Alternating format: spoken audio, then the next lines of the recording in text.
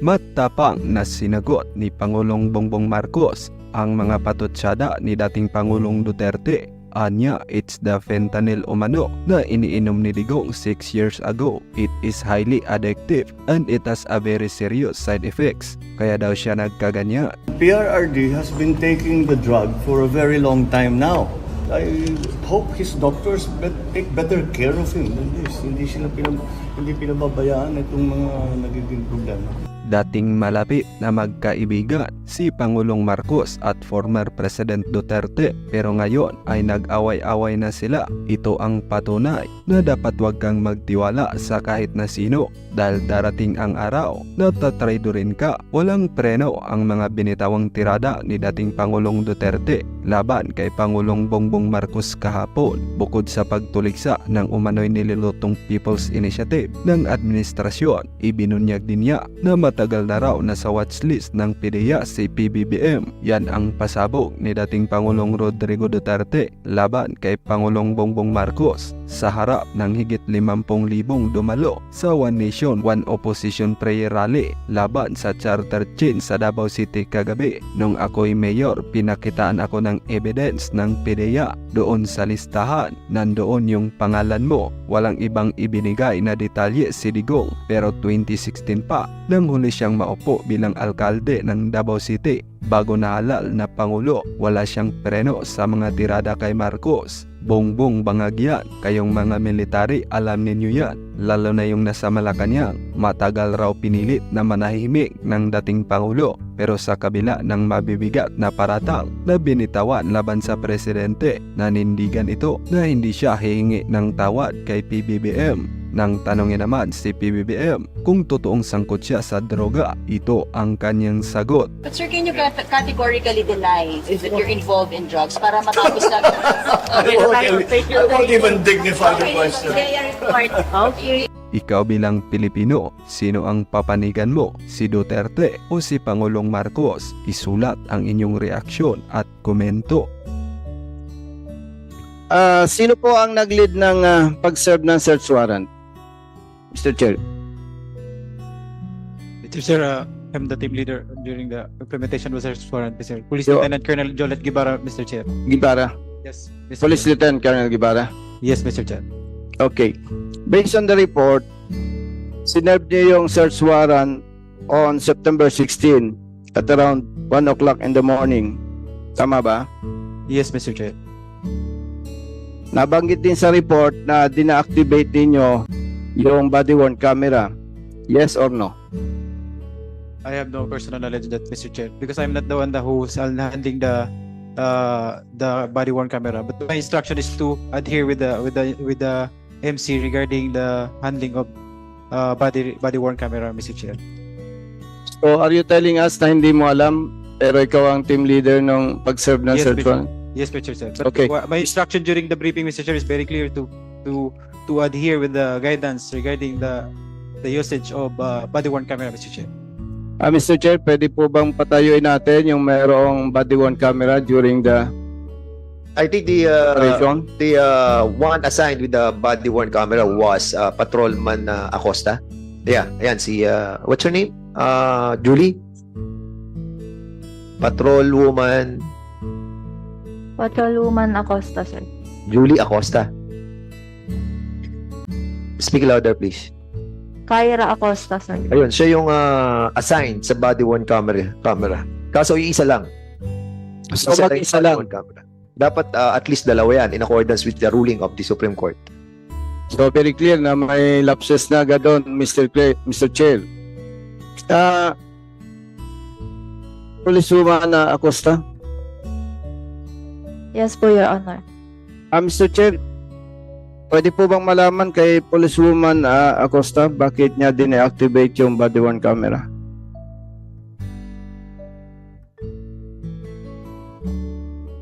Your Honor, I was assigned to call the arresting officers to go upstairs po, Your Honor. So anong relevance doon? Ba't kailangan patayin mo yung body-worn camera? May nagbigay ba sa'yo ng instruction o wala?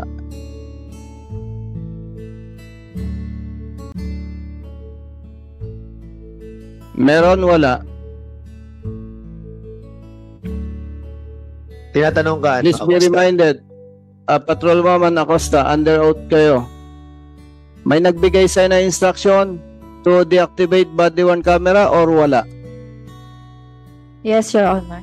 Sino ang nag-utos sa'yo?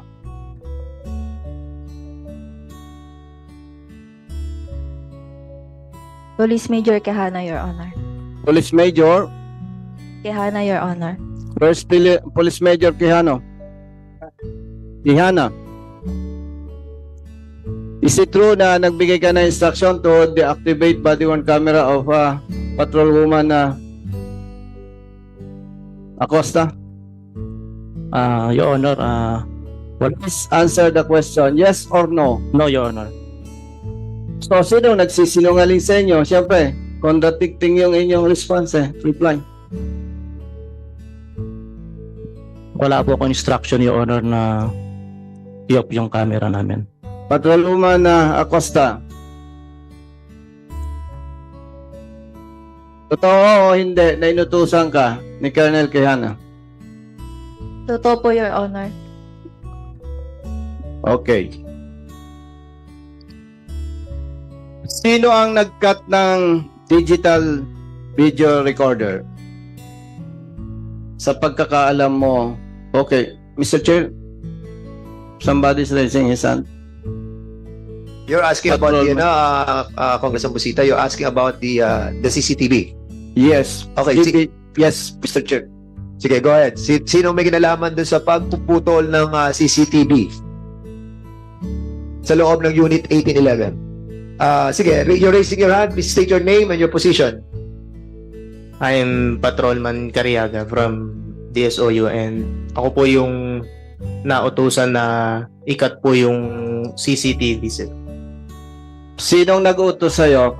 Patrolman Cariaga. Police Major Quijana po. Oh, 2 points. Police Major Quijana. Nagsisinungaling din ba ito si Patrolman Cariaga? No, Mr. Chair, before I continue with my interpellation, gusto ko lang po sabihin sa lahat, ang alleged victims dito, Chinese nationals. 4 females, Chinese national. Tayo, pare-parehong Pilipino. Retired police ako, police kayo. Pero kailangan suportahan natin yung House Resolution ni Honorable Vice Chairman Acop. Bakit? Para sa interest ng service. Regardless kung Chinese o Pilipino yan, kailangan tamang trabaho. Kaya nandito tayo. Hindi tayo magkakaaway dito. Kailangan lang yung mali, mai-correct na para hindi na maulit. And nandiyan si General Acop, si Congressman Bustos, dati kami pulis Huwag tayong maglokohan.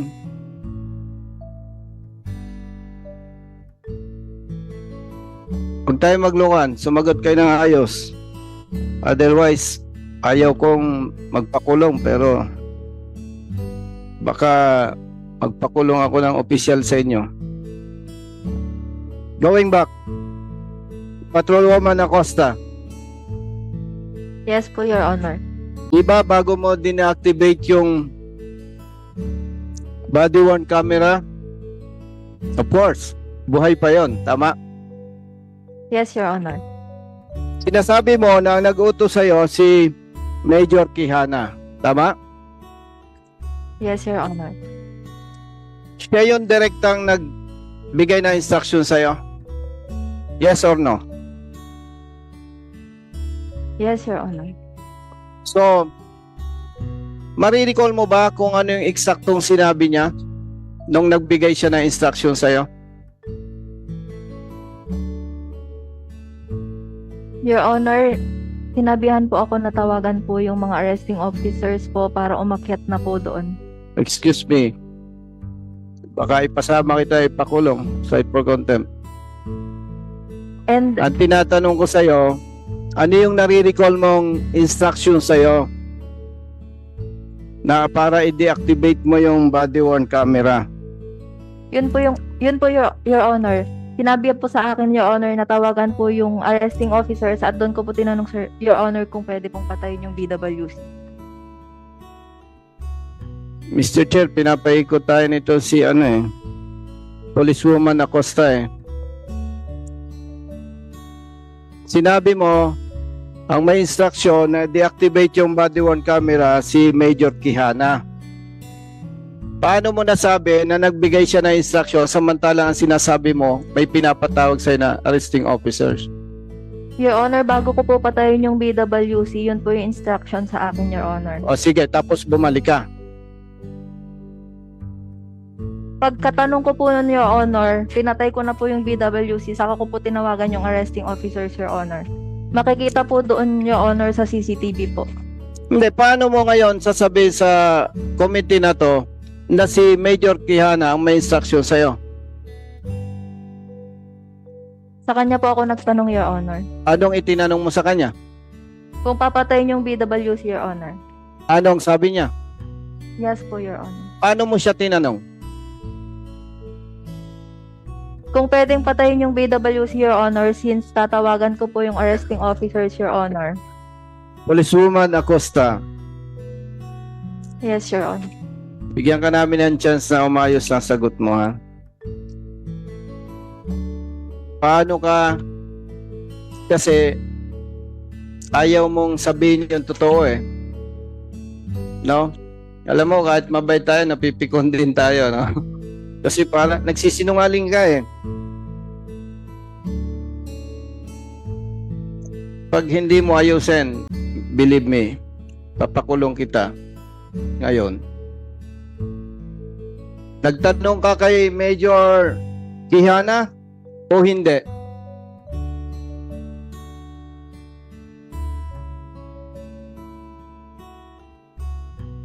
Nagsabi po siya sa akin, Your Honor, na patayin po yung BWC. So hindi ka nagtanong, tama? Mali? Yes, Your Honor. Okay. Yan ang totoo Pinapaikot mo kami kaya nakakainit ka ng ulo.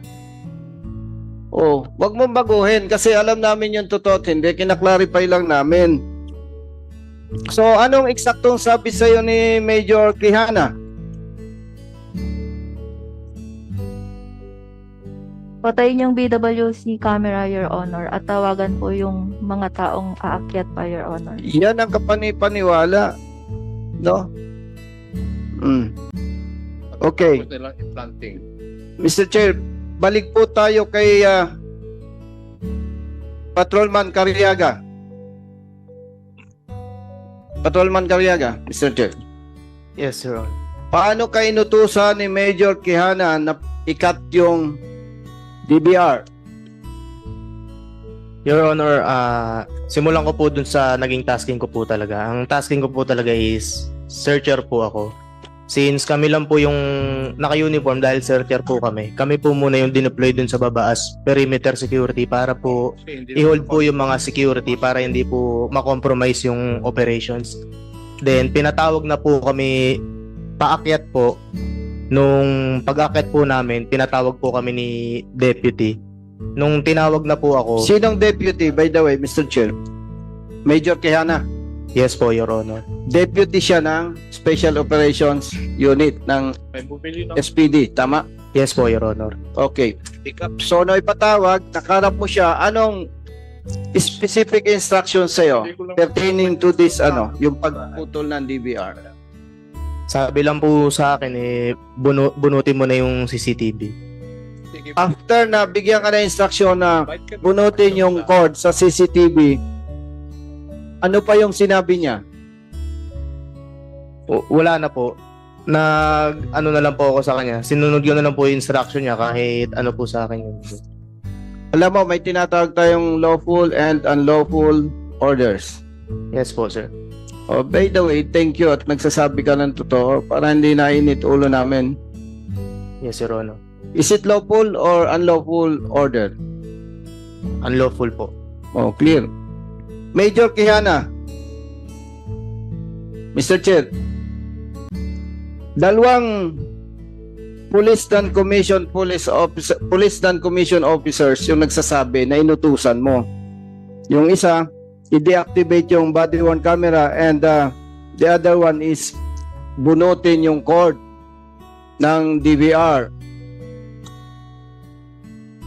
I-deny mo pa rin ba yung sinasabi nila o hindi?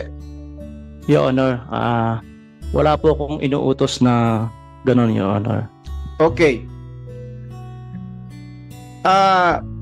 Patrolwoman Acosta, siyempre nung utusan ka niya, allegedly, naka-on pa yung camera, tama? Yes, Your Honor. Yes.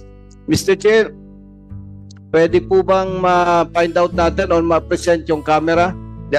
I think the group of General Natates have the copy, nung BWC. But in accordance with what I read, after the BWC was supposedly to be turned over to the data custodian, mismong si Patrolman Acosta ang naglipat sa isang USB. Is that right, Patrolman Acosta?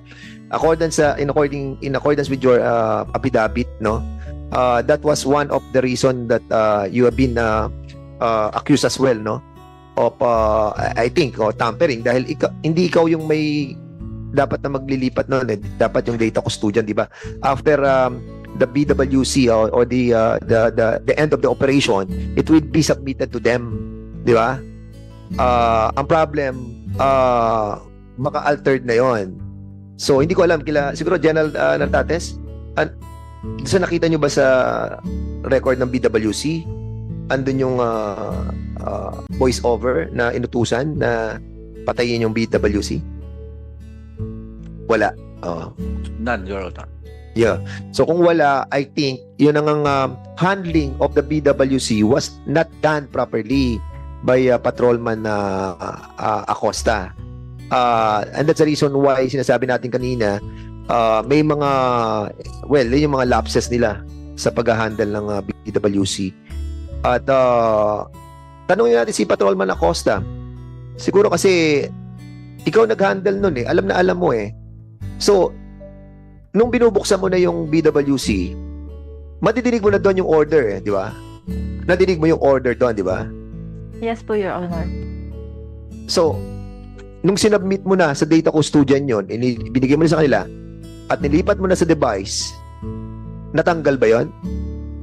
Your Honor, hindi po ako yung naglipat sa USB, Your Honor. Yung data custodian po yung naglipat doon. Sino yung Your data Honor. custodian?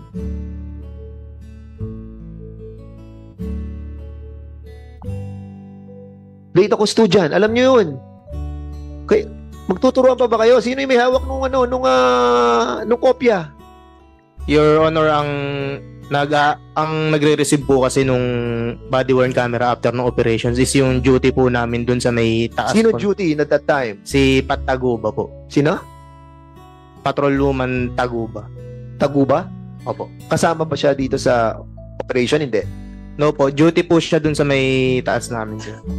So, doon mo itinurn over Sa Patrolman command Acosta. center po. Doon po kasi nanggagaling yung BWC namin. Doon din po namin sinusurrender, Your Honor. Okay. So, right away, pagdating dito sa end ng operation, pagbalik nyo sa SPD, isinurrender mo ba yan?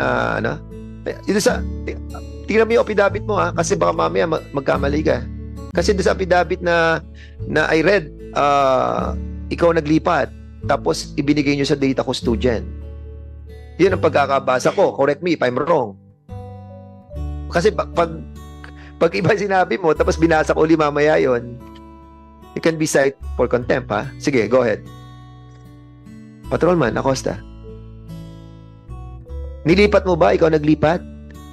This is the right time for you to answer rightly, ha? Kasi pag na-compare namin yan, natatandaan ko, doon sa affidavit mo, inilipat, tapos saka dinala sa data custodian. Ang tanong kasi doon, ang susunod namin tatanong, kung wala nakita sila General Natates, ibig sabihin, may nagtanggal bago nyo sinabmi sa data custodian. Aminin nyo na kung kasi malulubog kayo lalo. Your Honor, yung BWC po kasi na e-extract lang po yun, Your Honor, doon po mismo sa message center, Your Honor. Hindi po kami pwedeng mag-extract doon, Your Honor. So in other words, hindi ikaw naglipat nung from body-worn camera, nilagay nyo sa pinaka-mother unit, tapos yung data custodian na nakakita nun.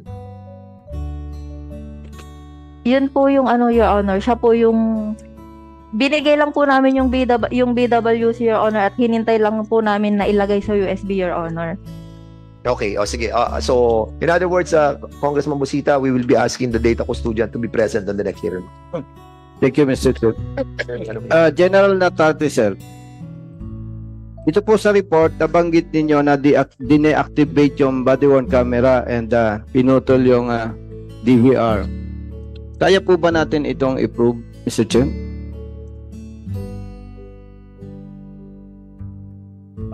Yes, Your Honor.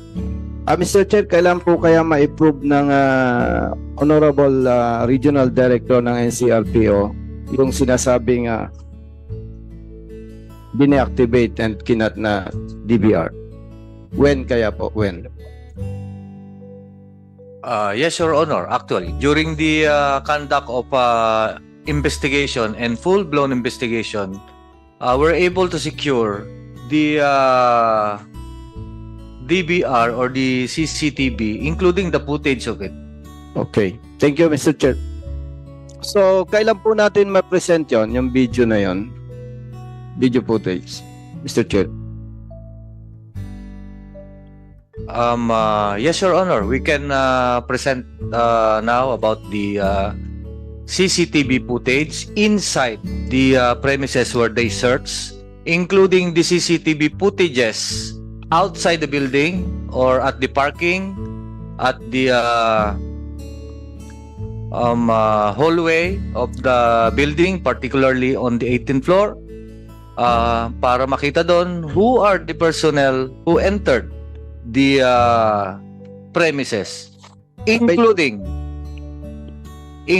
their actions thereat, kung sino yung mga yon, and including the CCTV. The CCTV on the hotel near the Southern Police District, particularly dun sa Bayani Road, where they kept the money, Thank you, Mr. Chair. including footages of our usual investigation, informal investigation or interview to personnel who were investigated. Nandun, sir, kung ano yung sinasabi nila, including the interview by myself, by DRDO General Attorney Gurat, and different officers and witnesses on Lieutenant Colonel Guevara. Thank you, General Nartates. So, Mr. Chair, General Nartates, are you telling us na nagsisinungaling si Major Quijana para sabihin niya na hindi siya nagbigay ng instruction to deactivate body-worn camera at ikat yung DVR, Mr. Chair? I believe in the statement of the two PNCOs who testified that they were ordered by Major Quijana to get or deactivate the BM. Yes, Mr. Chair. Balikan ko lang si General Nartates. Di po ba bago ikat yung DVR and bago i-deactivate yung body-worn camera, may makikita tayo doon na nagbigay ba talaga siya ng instruction o hindi? Can we produce the evidence, Mr. Chair? We cannot say that only the statement of the two PNCO, Your Honor. Mr. Chair, na-preserve po ba yung video doon sa body-worn camera bago ikat or deactivate? Na-preserve po ba? Hindi. It was preserved, Your Honor. So kaya nating i-prove, Mr. Chair, kung sinong nagsisinungaling sa mga ito. Interested po kasi ito. Very interesting tong issue na to. Para ngayon pa lang, ma-cite for contempt na natin, Mr. Chair, yung nagsisinungaling. Otherwise, para tayong nagdidribble lang dito. That's my point, Mr. Chair. So, General Nartates, can we get the evidence? Yes, Your Honor. If can we allow the personnel from regional intelligence to present it? Mr. Chair, pwede po ba? Baka may present yung ebidensya, Mr. Chair, Ano yan? na nagbigay ng instruction si Major Quijana doon sa tatlong PNCO. That's a very same questions that I was asking kung na-record ba yon sa yung Major Quijana was telling Patrolman Acosta that i-turn off yung kanyang body worn camera. You were asking that, di ba? Yes, Sir. Mr. The answer Chair. is In the negative. negative, Your Honor. So negative yung area yun, wala sila doon. Siguro tinatanong mo yung sa CCTV, yung Yes. sa CCTV. Yes, Mr. Chair. So during that time, Patrolman Acosta, nakabukas ang body worn camera, correct? Nung pinakat yung CCTV. Ay yung No, Mr. Chair. BDR. Dalawa po yan eh.